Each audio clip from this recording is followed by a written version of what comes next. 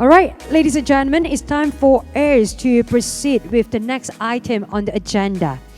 Step into the dynamic world of venture capital as we embark on a very interesting panel discussion. VC Funding 2.0, shaping the future of AI tech investment. And in this era of innovation, traditional paradigms are being reshaped by the convergence of artificial intelligence and venture capital. Join us to unravel how cutting-edge technologies are not only disrupting industries, but also transforming the way we fund and fuel innovation. So right here at this session, our esteemed panelists will dissect the evolving landscape, exploring new strategies, and also asking for more input that we can look for here, risk appetites and also opportunities that define VC Funding 2.0. So we hope that you are ready to dive deeper and envision the future of AI-driven investment. So right here at these panel discussions, please allow me to introduce you our moderator. We have Ms. Melissa Fu, Head of Ventures in Sunway iLabs, together with the panelists, Mr. Amit Gandhi, Associate Director in Direct and Co-Investment MAVCAP, Mr. Andreas Surya, Partner and Director of Investment in Kejora Capital. Let's welcome our moderator and panelists.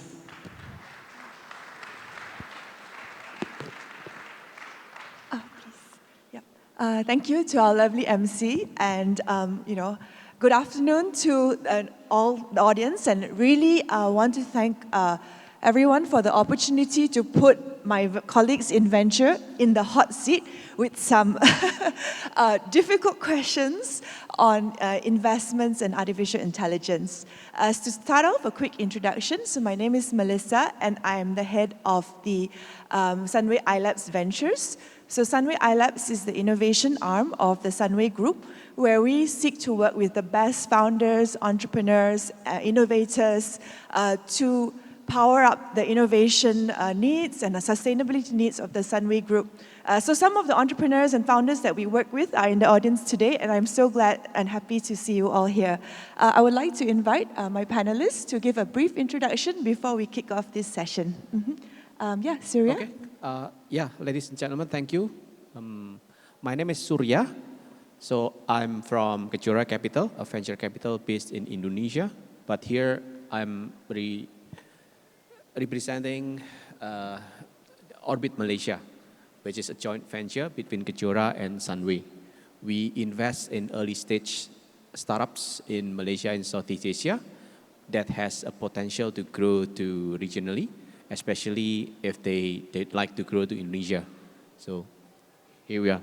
MAVCAP is also a good supporter of the fund. Thank you. Hi, my name is Amit. I represent MAVCAP.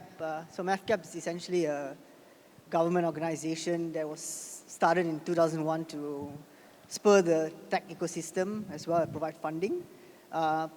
The early years of MAVCAP, about 10 years, we were doing a lot of direct investments. We have now switched the model to a fund-on-fund model. So we now fund VCs to then fund startups. So for example, like Surya said, we are an LP in Kejora Fund. We have backed 500 Gobi, and some of the notable startups that we have are like Kasem and Grab, things like that. So that's what the model is, and that's what MAVCAP does, essentially. And Yeah, thank you. And I think let's start off with you, Amit, because earlier before the panel, you mentioned that you did extensive preparation on the questions. So I think one of the things that we always count on venture capital to do is to provide the early stage and innovative funding to like new frontier and new innovations. So actually, I think for a lot of VC, AI is not something new, and it's probably been on your radar, on your horizon for a while now. But we see it as an inflection point, right? So, I mean, in the recent years, we've started to see more mainstream investment and interest in artificial intelligence startups across various sectors, right? What are some of these startups that are maybe already in your portfolio or they're in your network that you think will be changing the landscape of AI technology? Sure. Yeah, as Melissa said, I think the questions were extremely difficult to prepare for. let me just take a step back of what's currently happening, right, in the AI space. So at the start of this has been around for a while. Like if you look at like your Facebook and social media and your news feeds, all these curated algorithms were there. Take that, fast forward it now, it's like on steroids. So like you see like ChatGPT and the amazing value that it brings to you right now by helping you to do your computing work. It's like the calculator replacing the abacus, right?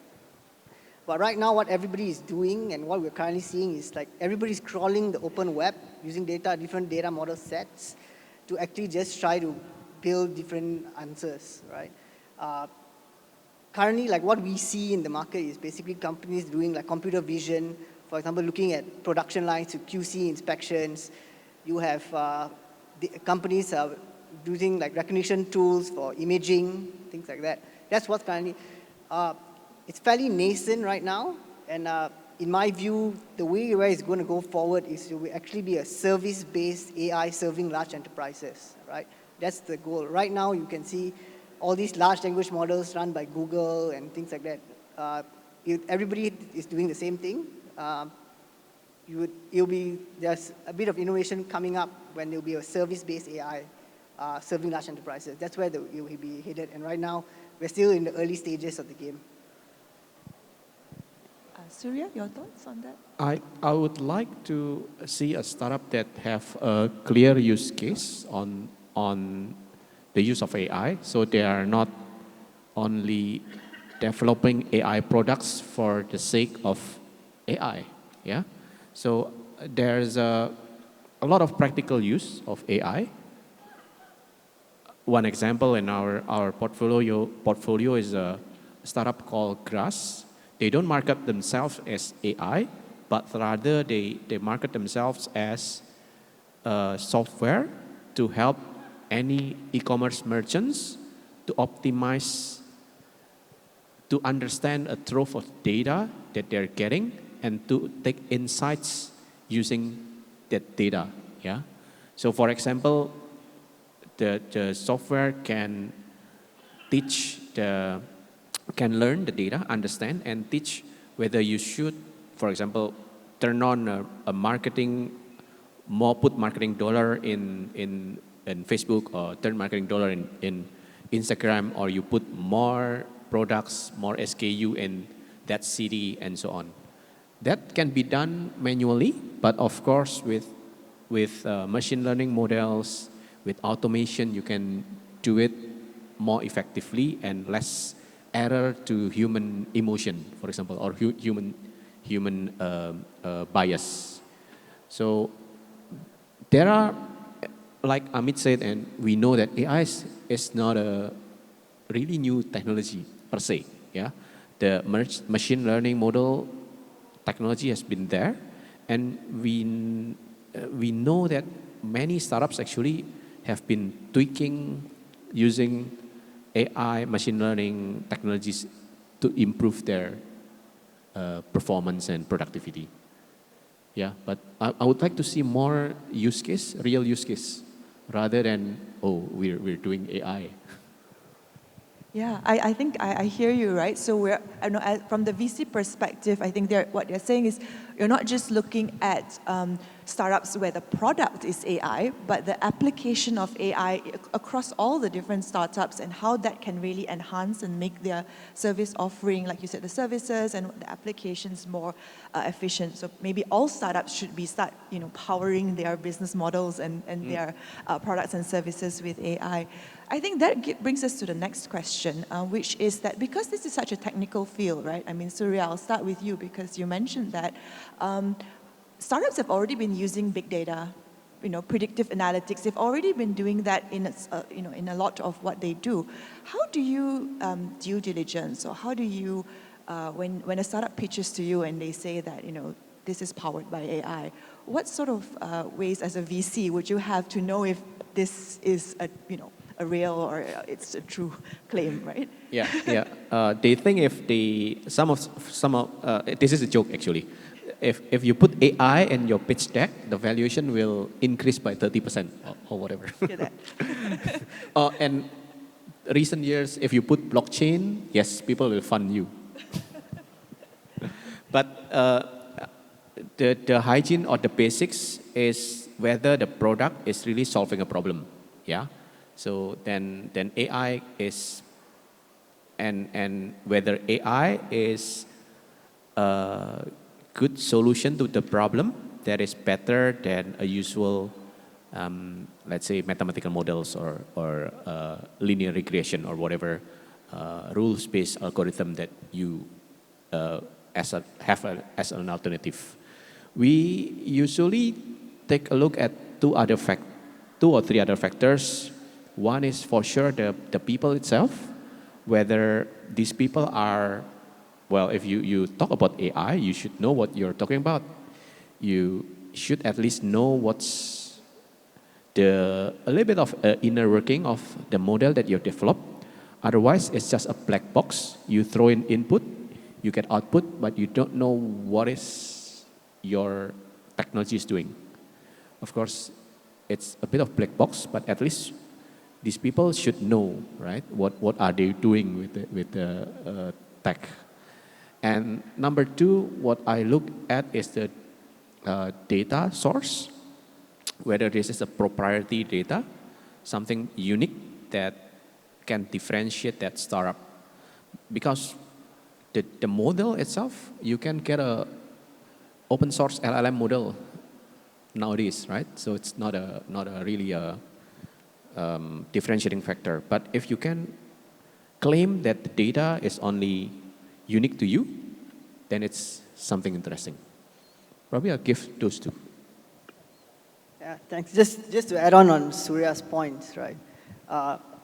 Regardless whether it's an AI startup or a health tech startup or an e-commerce platform, I think the fundamentals of actually analyzing a startup is still the same. We look at things like, so but from an AI perspective, the VCs need to have a basic understanding of the AI technology. Is it a natural language processing? Is it a machine vision business, or is it a machine learning business, right? That's the first thing you need to understand. Then you need to look at what's the problem they're solving, and is there really a market opportunity, or is there a need for this, right? And now people tend to focus on path to profitability as the current climate of funding, where it's much less. People want to see your business model is sustainable, whether your unit economics make sense, right? Can this business actually scale? So it's always now, initially used to be growth, and then it used to be growth, product market fit, profitability. It's now all in reverse, right? Those are two things. And like Surya said as well, founder dynamics, founder team, do they have domain expertise in this area? Do they know what they're doing? You know, can they be industry experts in what they're trying to produce, right? And of course now, especially in the realm of AI, something that's always being brought up is ethical considerations, right? So that's something that we'll need to also look at now from an additional lens, especially if you're going to invest in AI startups. So these are some of the things that we tend to look at from a VC angle. Yeah, thanks. Yeah, I think these are really insightful questions. I'm glad that you had time to prepare. It's true, right? Because I think as in a rapidly evolving technology field, anyone who claims to use that technology should be able to understand how that works. So I think founders who want to use AI into your startups, having a good, or at least an understanding instead of just plug and play. There are a lot of plug and play AI solutions out there, but I think developing that deeper understanding would be a way, I think, for founders to really differentiate some of their startups, right? So Amit, yeah, you also brought up my next part, which is about ethical considerations.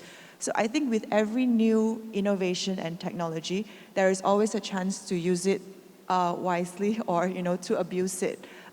As a venture capitalist, when you invest in a startup, that is has a lot of data, has access to all these data and so on, are there ways that you can use to ensure that there is responsible data collection, data privacy, and maybe some of these other ways of deploying AI is not abused? Yeah, what are your thoughts? So I'll give you 4 things that I'll look at, and then I'll just break it down by examples, right?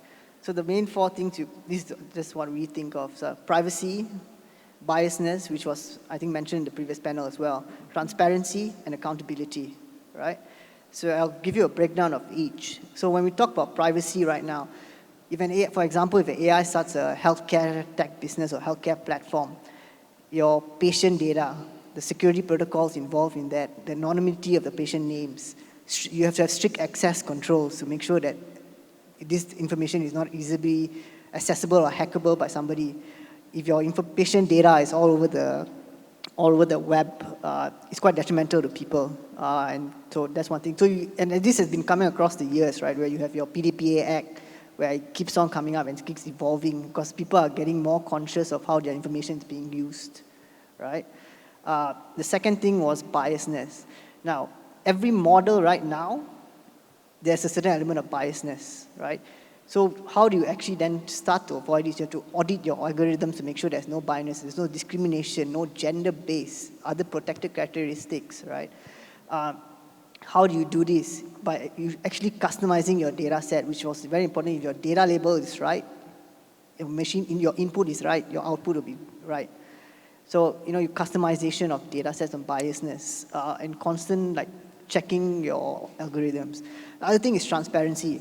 I think everybody is aware the moment you go on Google and you search for, let's say, your trip to Europe, you already know the next one day when you go back on Google, you'll be getting ads on flight tickets to Europe, hotels, these are the destinations to work.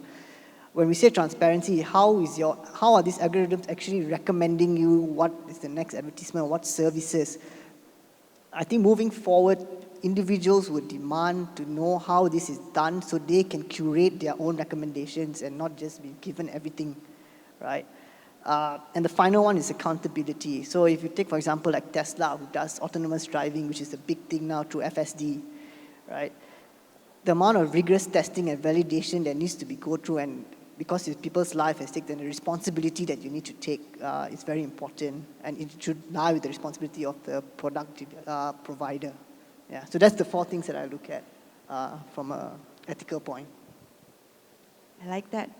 Privacy, bias, transparency, and accountability. So for those of you interested in building with AI, remember that we're always really looking to optimize on these aspects, right, to create something ethical. Surya, any thoughts further on this, on the ethics? On the ethics? Yeah.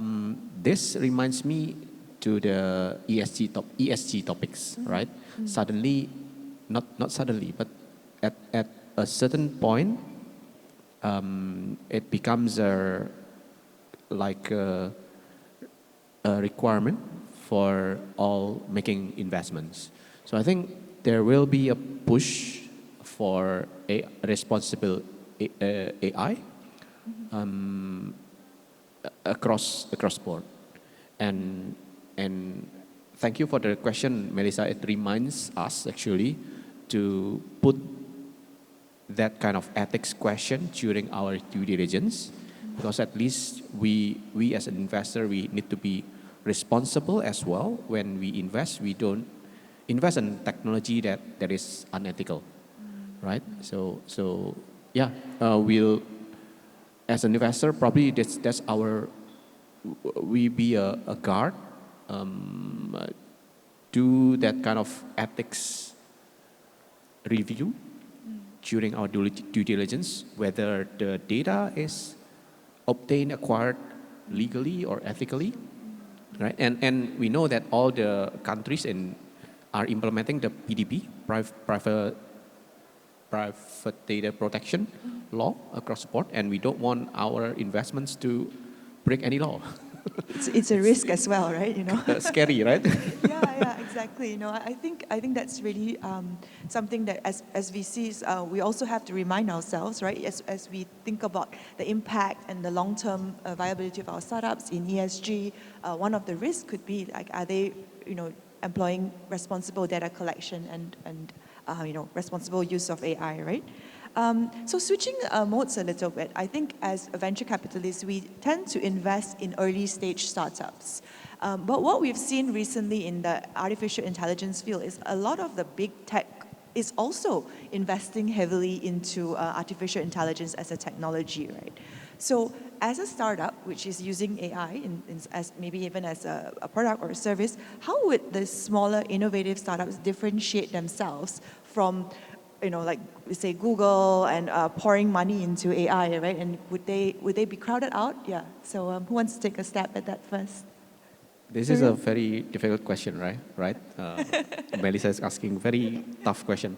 Literally, I asked ChatGPT to answer that.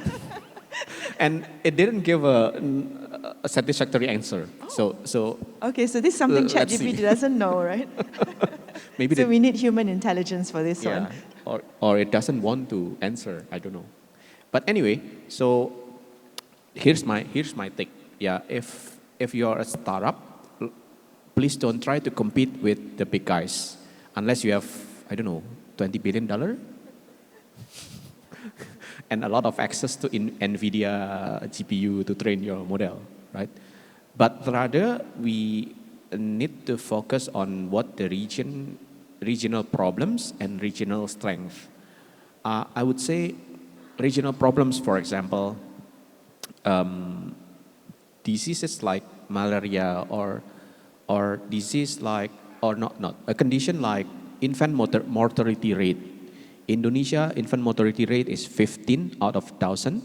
Malaysia is 5. Singapore is 1.4. Why it's happening? Because there's a lack of oxygen doctors in the country. This is probably a problem that AI can solve. And I don't know if in the developed countries they are keen to solve this. But us, we probably can take a lot of ultrasonogram pictures, create a model, computer vision, machine learning model that can tell at least screen. Probably not put a diagnose, but can screen. We can use this model, give it to all the midwives in the rural area, and voila, I think it will give an early warning system for problematic pregnancy. For example, this is something that a local regional startup can do. And believe me that there are a lot of regional problems that are not in the eye of, not in the vision of Google and the bigger guys, but it's up to us to solve. Yeah, architect, youth, blue collar, I don't know, a lot of things. Yeah, great examples. Yeah. Amit?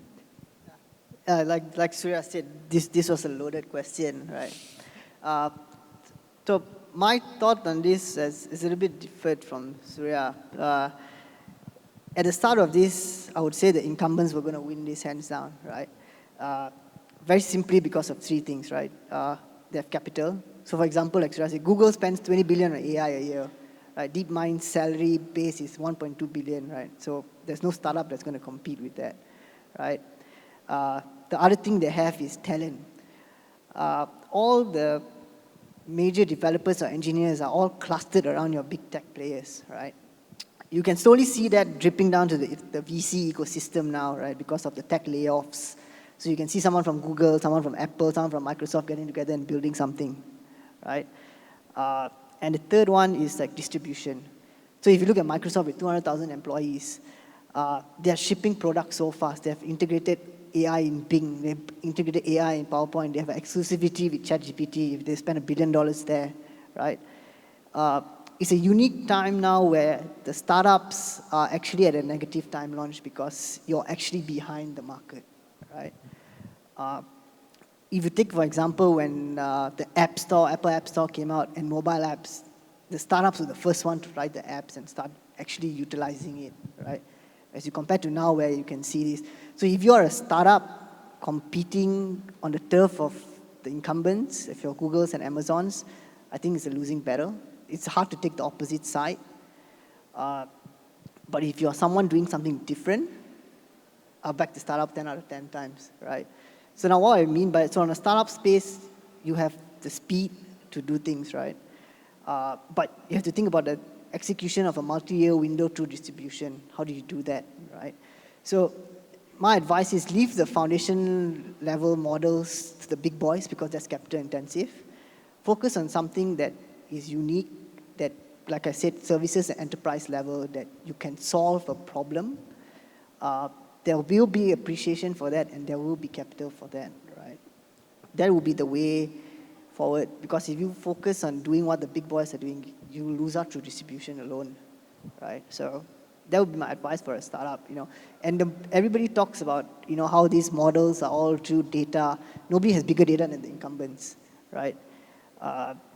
But to me, as a startup founder and a VC, two things are important. One is you need to believe that you'll be better, regardless of the size and the advantages of the incumbents. And two is execution. If you can execute well, you can do big things. You can look at companies like Salesforce, where they beat in like Microsoft CRM system. They are bigger now. Not bigger. They are 30 billion revenue, 50 billion market cap. You look at Snowflake, what they're doing in databases, right? How they have actually gone and beaten some incumbents as well, or ahead, right? So if the data is not actually the mode, it's actually execution. So if you can execute well and you have the belief that you can do it, I think you can achieve big things. Yeah, I think two truly very insightful answers. Definitely, we know as venture capitalists that the budgets of the tech giants that are investing into AI technology is a lot more than what the private equity market can also fund for the AI itself. But what these tech giants are also competing against each other in a sense to provide that services. So as a startup seeking to employ AI, I think what you mentioned, the speed of execution, the agility, your unique access to data, your unique position to solve problems in the region may be very useful to you. So to close it off, I think because we mentioned region, I would like to ask just for some of your thoughts on what opportunities do you see in this region and maybe some ideas for our entrepreneurs out there to solve. Mm-hmm. Let's ask ChatGPT for this. What are the opportunities for AI in the region? No, but I think for me, on the midterm, AI needs to be, like Amit said, absorbed in needs to be transparent and pervasive in the enterprise, small, medium, and micro businesses. So if a startup can, ChatGPT is good, but it's a foundation, what we call foundation model. So if a startup can build on top of that, create a vertical solution, make AI as transparent as possible to be consumed as a like a typical application. Mm-hmm. You don't perceive that this is AI, but it runs AI. It gives you a right answer to your business problem. Mm-hmm. I think that's where we need to find more entrepreneurs. So AI is the power behind every startup, right? Amit, last words. I see our MC looking at us. Yeah. Like I said, I think it's still early days in the AI space, right? But if I were a startup right now, I would go to an enterprise to solve a certain issue. It could be anything. It could be data cleansing, for example, a better way to clean data, and start off with that and say, look, I will help you through this. I might grow bigger, but this is what I'm offering for you as a solution for now, and start with that, as opposed to trying to do like the open web crawling kind of thing. That would be my advice. The true spirit of entrepreneurship. Get out there, solve a problem, and make sure you use all the AI tools available. And with that, I thank you very much for your attention, and I will pass you over to our beloved MC. A big round of applause for our panelists today. Thank you very much, Dr. Melissa. Thank you, Andreas. Thank you, Amit, for joining us on stage. Thank you.